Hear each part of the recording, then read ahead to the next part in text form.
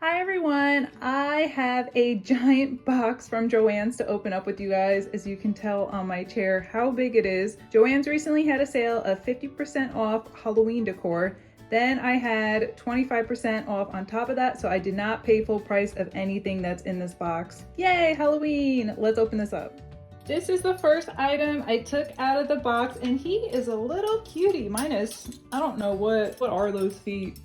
It looks like he has like clamshells as feet, but that's okay. Pretty sure these are lanyard keychain clasps. These feel kind of cheapy cheap, so I hope he lasts a couple of seasons in Halloween. It doesn't feel ultra secure. And like I could see him bending or rusting over time, so I guess time will tell. So that's pretty funny to see how he's just made. I like that this is actually 3D, like you can't put your fingers behind the rib cage, but you get the idea of it. I got him because he'll go in my front landscape garden. I can't put any inflatables in the garden area itself. There's just too much going on. But he comes with a little metal stake that I can hammer into the ground, standing up, hanging out. And I think that's a pretty neat decoration that does not take up space. But he himself is a good size. Holy moly, $99. What in the... I did not realize his price point was $99. I'm so confused. That's outrageous. I did not pay anything near that. I think for him I paid $18, which in my head I'm like, okay, I can see like Home Goods, Marshall selling him for around the $20, maybe even $25 price point. So I was okay paying $18 for him, but $99?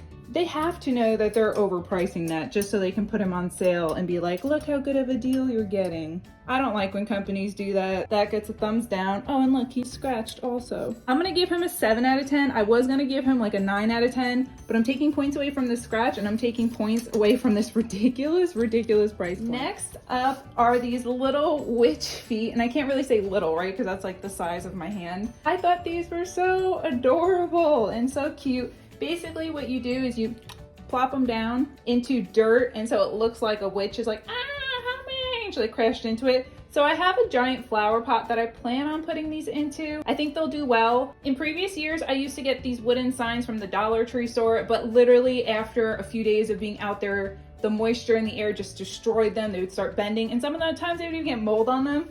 So I feel like this is a good, hopefully permanent solution. And I just realized now they come with these little plastic stakes so you can turn them around, and that's how you shove them into your little garden. This is that same company, Place and Time, but weirdly enough, they only marked this as $25, which I feel like that's a little bit more of a normal price compared to that skeleton. I mean, again, that still blows my mind. It just feels like a cheap plastic. It is what it is. I like it. Oh my god, look at the little feathers. I wonder how that's gonna hold up outdoors. But as this is, I gave it an 8.5 out of 10. I don't remember what I paid for it, so starting now I'll just put the prices on the screen. But I dig it. This is the first time I've ever owned something like that, and I'm happy to have it in my Halloween decoration collection. Okay, so it does look like I'll be keeping everything, because this was one of the things that I was curious about if I was going to actually keep it or like it. I think I paid around $30 for this, and this was before I realized that I already had a wreath.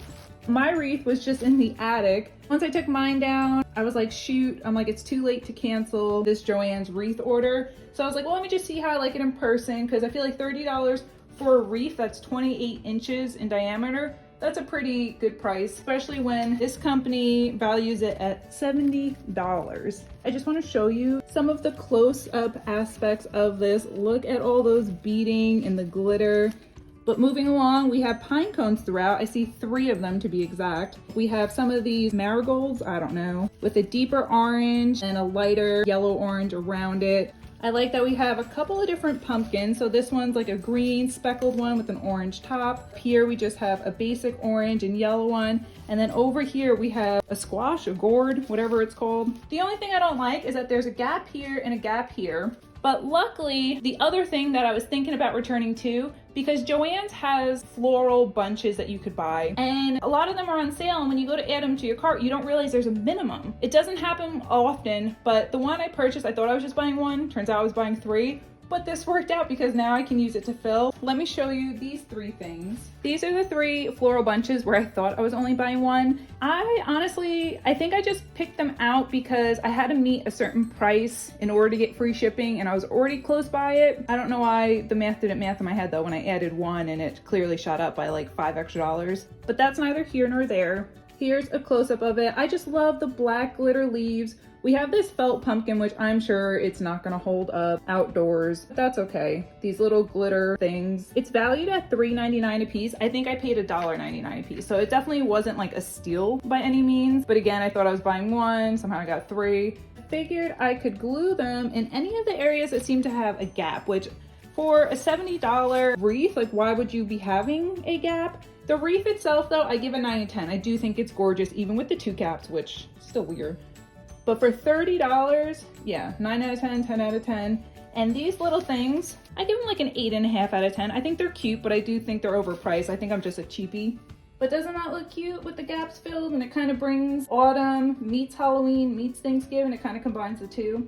Not bad, Joann, not bad. Last but very not least, I have a 3-tier stacked pumpkin. Bare minimum plastic, but that's okay. I've seen similar stuff at Ross, at TJ Maxx, at Marshall's. I think they're probably around like $30, $35, maybe even $25. I figured I'd put this right outside my front door because I do want more outdoor decorations. I'm pretty good with the inside.